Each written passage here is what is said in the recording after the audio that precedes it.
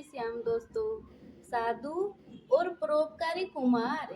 एक समय की बात है, किसी शहर में एक कुमार रहता था। घर में ही वह तरह तरह की मिट्टी के बर्तन बनाया करता था। उसका काम अच्छा चल रहा था तथा अपने शहर में उसने अच्छी पहचान बना ली थी। यहाँ तक कि बड़े बड़े व्यापारी तथा धनी लोग भी उससे कभी पानी के मटके तो कभी अपने बच्चों के लिए मिट्टी के खिलौने ले जाया करते थे। इस तरह उस कुमार के दिन अच्छी तरह से बीत रहे थे। एक समय की बात है, कुमार ने रोज की तरह मिट्टी के ढेर सारे कच्चे खिलौने तथा मटके बनाकर रखे थे। वे अभी पूरी तरह से तैयार नहीं थे, इसीलिए उसने आंगन में धूप में सुखाने के लिए वे सभी बर्तन रख दिए। उसने सोचा, जब तक बर्तन सूख रहे हैं मैं अपना काम निपटा लूं। ये सोचकर वह किसी काम से शहर से बाहर चला गया। वह अपना काम खत्म करके अपने घर की ओर लौट ही रहा था कि अचानक मौसम खराब हो गया और जोरों की बरसात शुरू हो गई। अब तो कुमार को अपने बर्तनों का ख्याल आया और मारे डर से उसका दिल जोर जोर से धड़कने लगा। वह जल्दी जल्दी अपने घर की ओर भागा, लेकिन जब तक वह अपने घर पर पहुंचा तब तक सारे बर्तन बारिश में भीगने के कारण खराब हो चुके थे।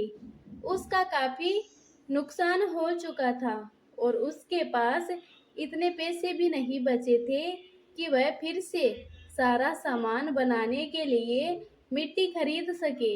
उसने अपने दोस्तों से धन मांगा, लेकिन सभी ने मना कर दिया। वह निराश होकर अपने घर लौट आया। उस शहर से कुछ मील दूर एक गांव था, जिसमें एक बड़े प्रसिद्ध साधु रहा करते थे। उसने सोचा कि उन्हीं साधु के पास चला जाए तथा उनसे इस समस्या के समाधान का हल पूछा जाए। ये सोचकर वह उस गांव के लिए निकल पड़ा। अभी वह कुछ दूर चला ही था कि उसे एक बड़ी सी नदी दिखाई दी। वहां पर एक नाविक अपनी नाव लिए बैठा था। कुमार ने उससे नदी पार कराने के लिए कहा और ये भी कहा कि उसके पास धन नहीं है और वह प्रसिद्ध संत के यहाँ अपनी समस्या का हल ढूंढने के लिए जा रहा है। ये सुनकर नाविक तैयार हो गया, किंतु उसने एक शर्त रखी। नाविक ने कुमार से कहा, उन साधु को मेरा प्रणाम कहना और पूछना कि मेरी आमदनी बहुत कम होती है, जिस कारण मैं अपने परिवार का भरण पोषण नहीं कर पाता। इसका क्या कारण है और क्या उपाय करूं जिससे मेरी आमदनी अच्छी हो जाए। कुमार ने उसे विश्वास दिलाया कि वह साधु से इस बारे में अवश्य पूछेगा। नदी पार करने के कुछ दूर बाद उसे एक घना जंगल दिखाई दिया। उस जंगल के प्रवेश द्वार पर एक ऊंचे पेड़ पर एक जिन बैठा था, जिसके हाथ में एक जादुई चिराग था। वह कुमार को देखकर नीचे उतर आया और उसके इधर आने का कारण पूछा।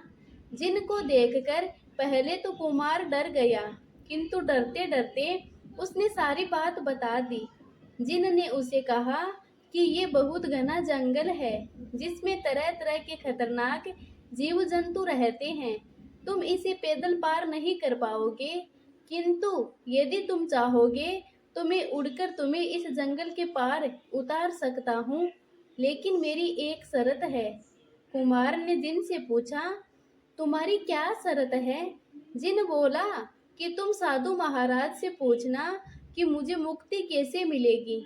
ये कहकर जिन ने कुमार को अपने कंधे पर बैठा लिया तथा जंगल को पार करा दिया। कुमार धन्यवाद देता हुआ वहां से चल दिया। जब वह साधु के गांव के पास पहुंचा तो रात हो चुकी थी। अंधेरे में कुछ दिखाई नहीं देता था, जिस कारण उसे आगे जाने में डर भी लग रहा था। तभी उसे एक बड़ा सा मकान दिखाई दिया। मकान किसी धनी व्यक्ति का था। कुमार ने दरवाजा खटखटाया तो एक बूढ़ी औरत ने दरवाजा खोला। कुमार उस वृद्धा से बोला, माँ जी, मुझे साधु महाराज के दर्शन हेतु गांव में जाना है, किंतु अंधेरा हो गया है। यदि आपकी आज्ञा हो तो क्या मैं आज रात आपके घर पर रुक सकता हूँ? वृद्धा एक भली औरत थी। उसने कुमार को वहां रुकने की आज्ञा दे दी। तभी कुमार की नजर उस वृद्धा की लड़की पर पड़ी जो बीमार थी। कुमार ने उसके बारे में पूछा तो वृद्धा बोली, ये मेरी इकलौती बेटी है। ये सदा से ही बीमार रहती है। काफी इलाज कराया लेकिन कोई फायदा नहीं हुआ। कुछ देर रुककर वह वृद्धा बोली, तुम तो प्रसिद्ध साधु महाराज के पास जा ही रहे हो। यदि हो सके तो मेरी बेटी कैसे ठीक होगी इसका उपाय पूछ लेना। मैं वृद्ध हो चुकी हूँ, इसीलिए वहां न जा पाऊंगी। कुमार बोला, आप चिंता न कीजिए माँ जी, मैं अवश्य ही आपकी बेटी के बारे में पूछूंगा। कहकर वह सो गया।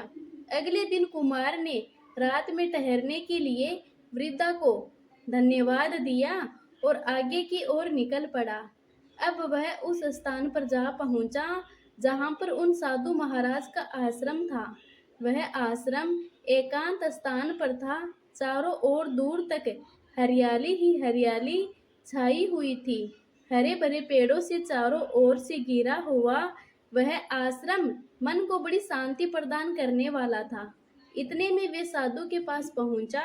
उसने अपने तथा अपने साथ साथ जिन लोगों से वह रास्ते में मिला उनके बारे में बताया। साधु बोले, मैं तुम्हारे किन्हीं 3 प्रश्नों का ही उत्तर दे सकता हूँ। ये सुनकर कुमार को समझ न आया कि वह कौन से 3 प्रश्न पूछे। उसने सोचा, मैं तो कुमार हूँ, अकेला रहता हूँ। आज नहीं तो कल जैसे तैसे धन की व्यवस्था करके फिर से काम शुरू कर लूंगा। किंतु नाविक तो अपने परिवार के साथ रहता है, जिसकी आमदनी इतनी नहीं होती कि वह अपने परिवार का पालन पोषण कर सके। और वह जिन जो कि पता नहीं कितने वर्षों से मुक्त होना चाहता है, तथा साथ ही वह वृद्धा जिसकी पुत्री बीमार है। वृद्धा के बाद उसकी बेटी की कौन संभाल करेगा? कुमार ने निश्चय किया कि वह अपने बारे में न पूछकर उन तीनों की समस्या के बारे में पूछेगा। साधु ने उन 3 प्रश्नों के उत्तर उसे दे दिए तथा उसकी दूसरों के प्रति भावना देखकर वह बहुत प्रसन्न हुए तथा उसे आशीर्वाद भी प्रदान किया। साधु को कुमार ने प्रणाम किया और चला गया। सबसे पहले वह नाविक से मिला तथा उसे साधु के उत्तर के बारे में बताया कि तुम रोजाना नदी से मछलियां पकड़कर मारकर परिवार के साथ खाते हो, उसे छोड़ना होगा। नाविक ने ऐसा ही किया। उसने मछलियां को मारना बंद कर दिया।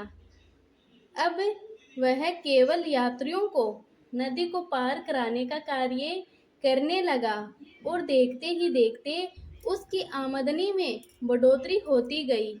इससे प्रसन्न होकर नाविक ने कुमार को बहुत सा धन प्रदान किया। अब वह कुमार उस जिन के पास पहुंचा। कुमार उससे बोला, तुम जब तक अपने हाथ में ये चिराग रखोगे तब तक मुक्त नहीं हो सकते। मुक्त होने के लिए तुम्हें चिराग छोड़ना पड़ेगा।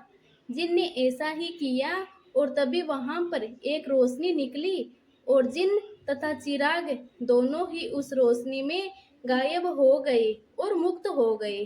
अंत में वह उसी वृद्धा के घर आया और बोला, आपकी बेटी तभी ठीक हो सकती है जब उसकी शादी किसी परोपकारी व्यक्ति से कर दी जाए।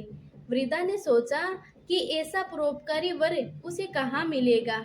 ये सोचकर उसी कुमार से अपनी बेटी का विवाह कर दिया। कुछ दिन के बाद वृद्धा की बेटी बिल्कुल ठीक हो गई तथा कुमार और लड़की दोनों सुखपूर्वक रहने लगे। इस प्रकार उन साधु के आशीर्वाद तथा कुमार की भलाई से सभी का जीवन खुशहाल हो गया। जय श्री राम दोस्तों।